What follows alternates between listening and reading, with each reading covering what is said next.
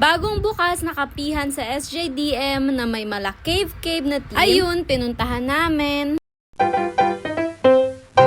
Along the way, very Tagaytay feels. Ang lamig! Malapit lang yan dyan sa sign ng I Love SJDM.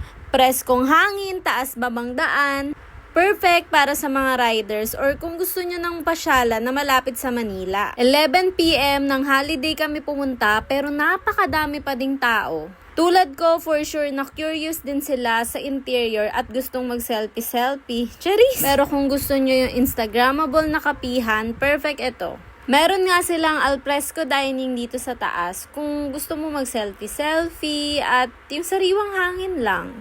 Pero since summer, medyo mainit dito sa taas. Oh no! Kaya bumaba kami. Dito din naman sa baba order. Pagpasok mo, bubungad sa'yo yung ganyan. Tapos may malaking teddy bear. May bilihan ng flowers. Perfect sa mga nagdi-date. Parang lahat ng side, picture perfect. Woo!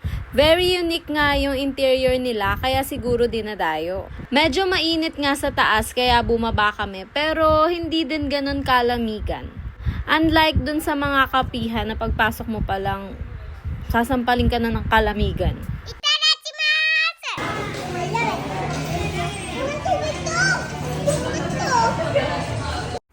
Eto nga yung menu nila at ayan yung mga price. Pwede na din kasi maganda yung place. Madami kayong pagpipilian.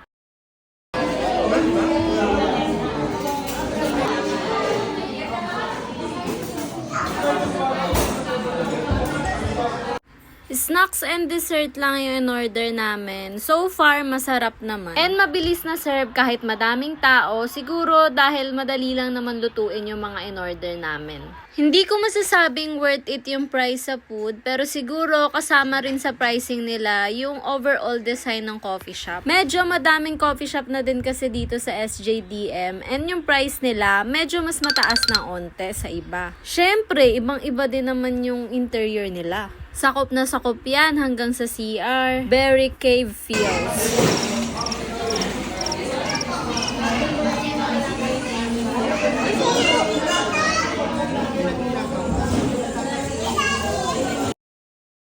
Ayun lang, kung gusto nyo din ma-experience yung na-experience namin, punta na kayo. Open sila from 12 noon to 1 AM. Till next Lakwatsa!